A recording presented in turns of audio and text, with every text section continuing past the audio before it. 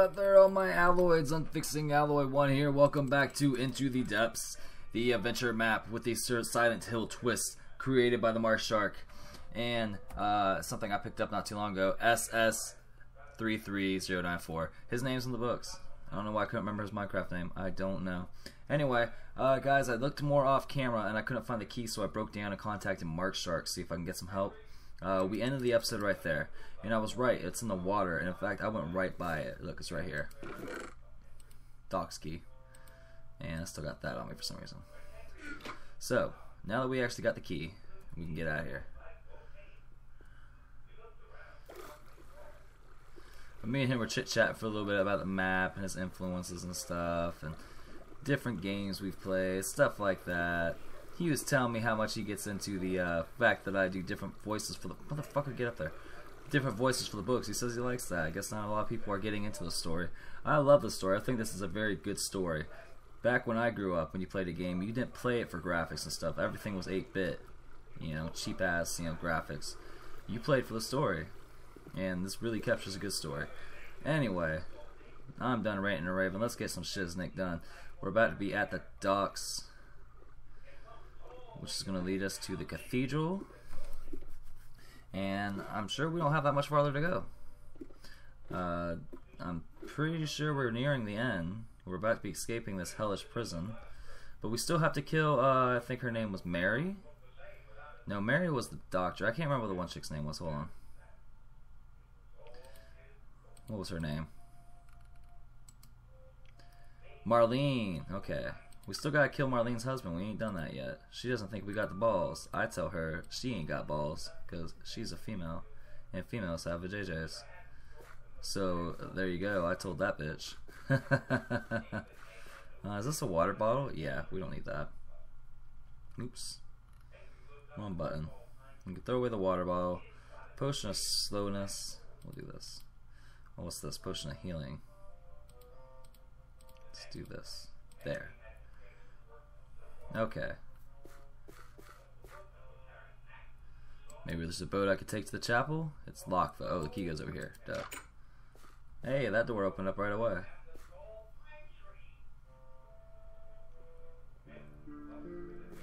Oh, more music. And it didn't lag. Cool.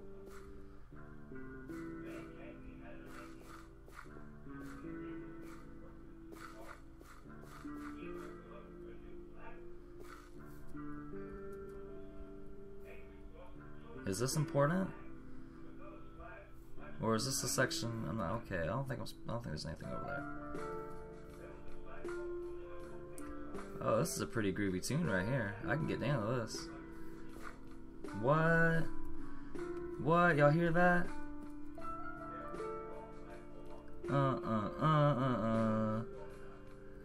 Da-na-na-na-na. Da-na-na. I just turned sticky keys off from my computer, all my dancing. No, back to game. Da-na-na-na-na. Alright, let's get back to work before I turn on sticky keys again. Looks like a straight shot from here. That's what they always say, dude. That's what they always say. It ain't over till the fat bitch sings. I feel like this dock is going to be hiding somewhere. Like right... No, that's a fence post. I thought that might be a chest.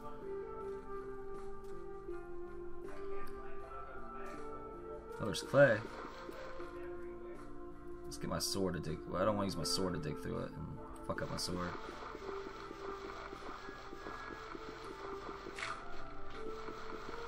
Nothing. Nothing. I kind of wish I kept the shovel for the clay. Nothing. What? What?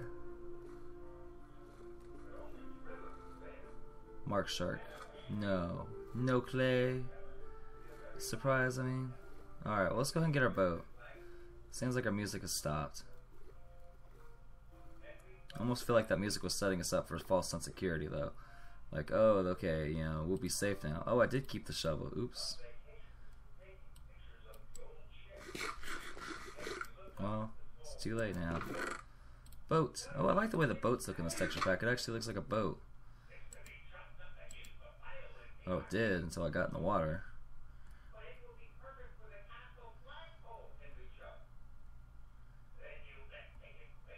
Oh, turn, boat, turn. I always have trouble controlling the boats.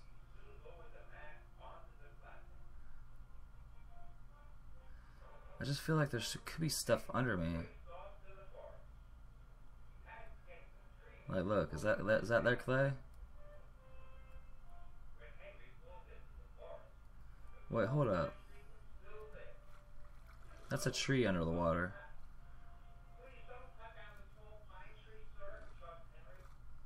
There's a bunch of trees under the water.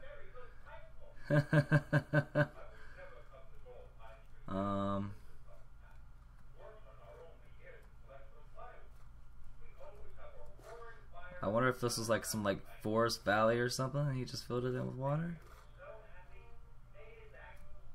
It's kind of like what it seems. No, don't break, boat. Don't break.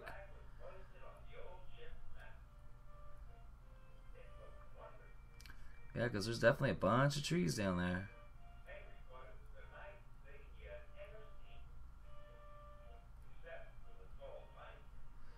I don't see anything else down there other than trees.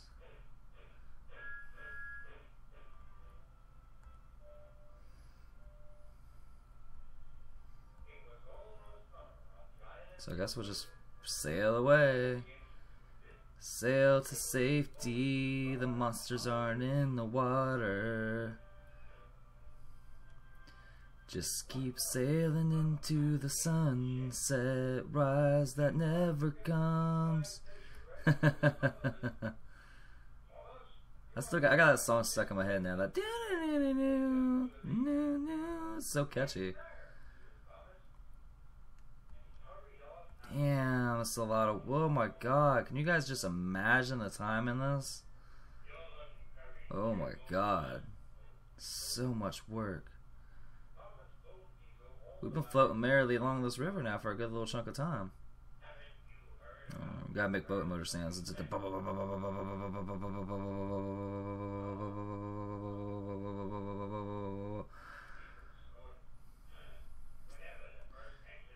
See, this far away you would feel like you're safe. That's the whole point. It's nearing you into that sense of security. Look at this. Just massive fucking walls. What's this over here? Is this over here anything? I don't know. But there's a dock right here. Ooh. Ah, I broke my boat. Well, this would definitely seem like it's the way to go. So what was the other way? Actually, there ain't nothing down here. Can't really tell. Goes down pretty deep, I have to imagine now. So I wonder though, is there something this way? Or is it just to try to lure you into a little false sense of hope of finding something good? Apparently there's nothing this way. I don't see no chests or nothing. The water's still super deep. And look how deep that is. That's just ridiculous deep. I can't even see down here. So I'm hoping there is no chest down there because I wouldn't be able to see it with these gloomy settings. So I don't think Mark Shark would do that to us. Put a chest somewhere that we wouldn't be able to see it. So, although he has updated the map and patched a few things since I've started playing it. Some various bugs have been discovered. I don't know how many from me, maybe from other people. I don't know, but like I know he made the texture pack easier to load up. Oh, that's snow. Oops. I thought it was clay for some reason. We want to keep our sword out because we know it's still going to be scary out here. How much food do we have? Not very much. We got this one pork chop. Here we are, the cathedral.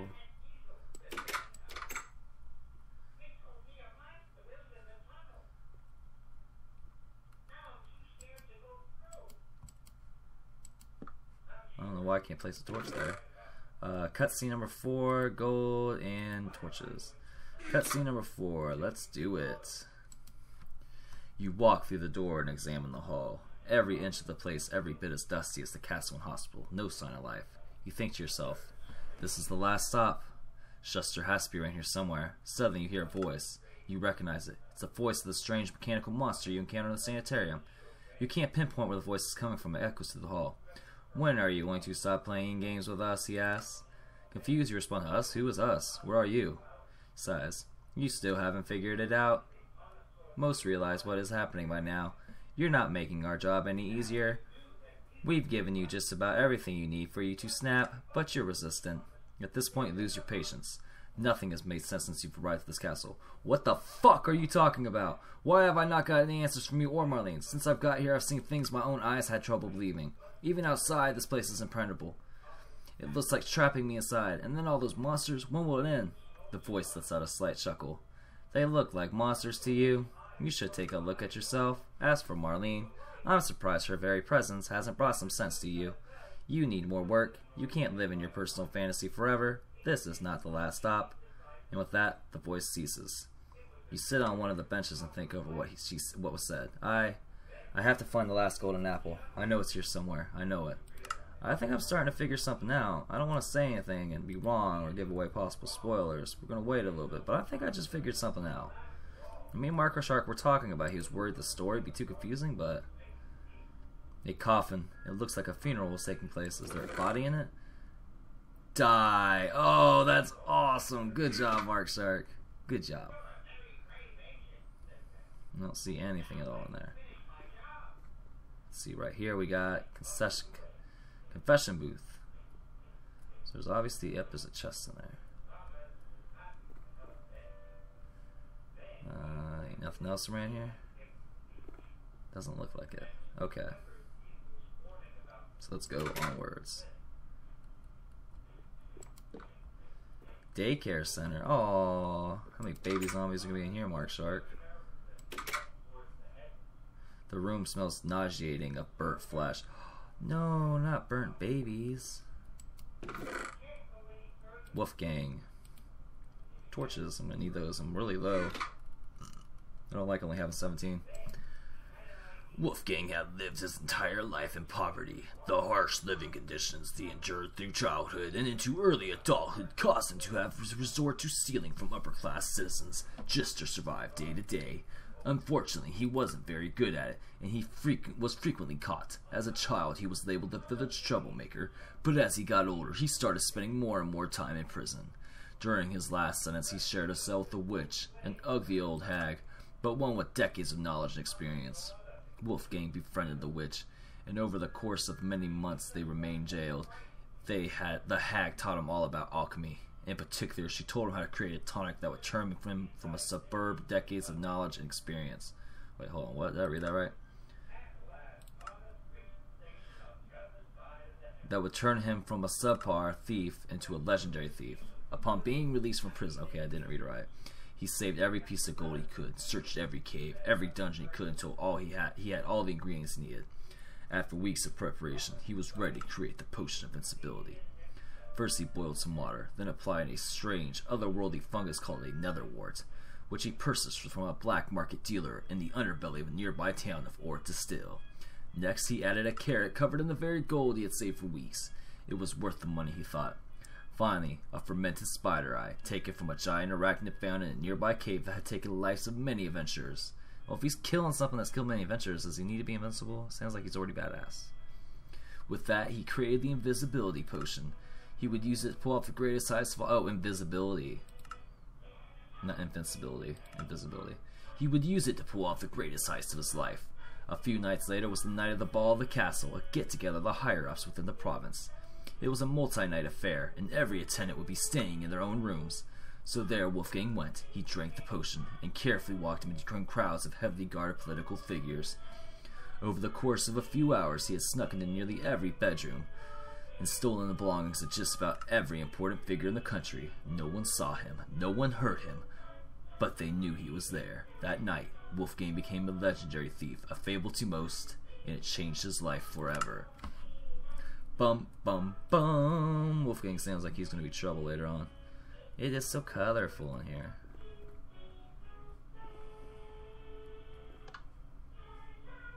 I bet the kids loved it before they got burned to a crisp.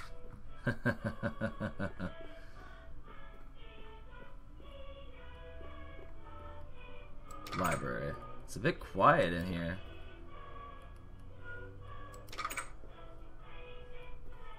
No eating in the library, because it's bad. Many of my own books are here, but they're all blank. The title remains, but no writings on the pages. Whoa. Golden Carrot. Are these his book? Yep. I bet they're all blank. We'll check one more just to be safe.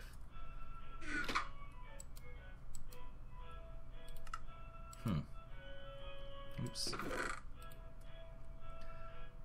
So we'll take the Golden Carrot and the cooked pork chop. See if there's anything else in here we can get rid of. Heinrich's notes, doc key note, we don't need that no more. Gravekeeper note, surgeon's notes, new patients, Schechters, sandbags. And I don't want to lose the cutscene books. And Wolfgang, that feels like it might be important for the story, so I definitely, well, I mean, they're all important for the story, but store, torch, splash potion of healing, splash potion of sonus, golden chestplate, unlikely hero, 50 gold. How much gold do I have? 8. Whoa. Whoa. Whoa. Y'all see that? Bane Anthropos 2, Fire Aspect 4, Knockback 4, Sharpness 2, Smite 2. Whoa, that's a badass sword. Alright. Well, I don't want to spend the money in case I could save up and get that sword before I reach the end of this map. We've got a few more minutes left in this episode, and I'm thinking maybe the next episode we will do an extended episode and finish it. Because we gotta be getting close. Father Manfred. That doesn't sound like a creepy old man name. Alright, confession booth key. Manfred's diary. Still not enough of my damn fucking sword, man. Well, I visited the prison today, and inmate named Frank Elias requested to speak with a priest. So I was asked. Needless to say, this is one of the more interesting meetings I've had with someone. I walked into a small room. The walls were bare. A small table in the center. At one end sat Frank. He looked as if he weren't exactly having a good time as of late. His prison uniform was noticeably tattered and dirtied. He looked unwashed, and smelled it too. His beard thick and hair long. This was definitely a man who deserved whatever came his way. I sat down. He politely greeted me. He was bound to the chair with chains, hands tied. He was no threat to me. Before I had a chance to say anything, he first began with an apology to God. He wanted to be forgiven for his sins, and he wanted his family to rest in peace. What he told me next was something I had heard about before, but never from the mouth of the person who experienced it. He told me that in the few minutes he had died following the events that led to his imprisonment, he thought he was still alive. Elias, being a painter, said that the world he existed took in the form of a painting. Everything in his environment looked as if it had been created by the stroke of a brush. He said that looking back, he remembered seeing his family, his friends, only at the time he didn't know who they were. He said that they had taken different roles from what they were to him in real life. They acted differently. They didn't know him either. He described it as being dreamlike, every aspect of the dream reflecting something in his life. Everything was okay though, he felt at peace. That didn't last long though, as his dream took a turn for the worse, where he was forced to witness the death of his family over and over again, forced to relive those moments, piling on the guilt. At this point, he was brought back to life by the medical staff of the hospital. I'm a believer. He says the doctors and authorities don't believe him, but I do. However, I still have many questions before I could put together a solid conclusion as to what this phenomenon was. What do you guys think? Does that sound like a preacher? I thought it sounded like a preacher. We got a key too, right? Yep, the confession booth key. I should go do a confession. I'm sure I've been pretty naughty. I've said plenty of swear words in the playthrough. So let me go tell the pastor that I'm sorry for being a potty mouth.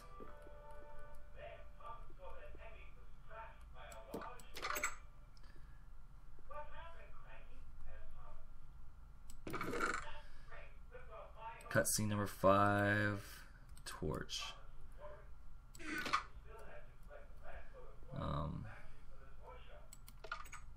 Oh. Okay. You enter the booth. It's cramped, silent. After a few seconds, you begin to hear a man lightly sobbing on the other side. You know you've heard the voice before, but you can't quite remember where. The voice begins. Forgive me, Father, for I have sinned. I have done terrible, terrible things in my life, but I never wanted it to come to this. I never wanted it to go this far. I thought I was in control, but I lost it. I have problems, and I need guidance. I need forgiveness. I need you to help me through this. She's dead, and it's all my fault. I know I've never believed in you much, but I'm turning to you now because I've realized that everything begins and ends with you. He continues sobbing. You listen. Then he begins again. God, forgive me. Guide me. Disgusted with the man, you respond, you've made your decision. You've committed atrocious crimes, and you deserve to suffer. The sobbing stops. The room falls silent for about 10 seconds.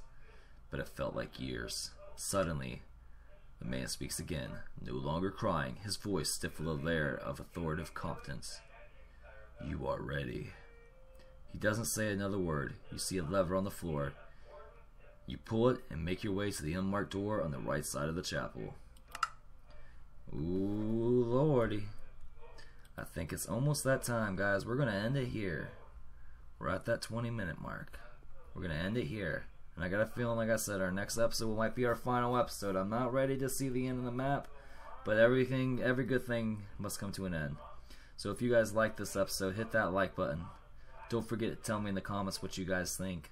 Are you guys playing it yet? I want to know. Are you guys playing it? I'm playing it? Tell me. And if it's your first time here, make sure you hit that subscribe button so you can see the epic conclusion to the awesome adventure map, Into the Depths. This is Unfixing Alloy 1, guys, and I will see you next time.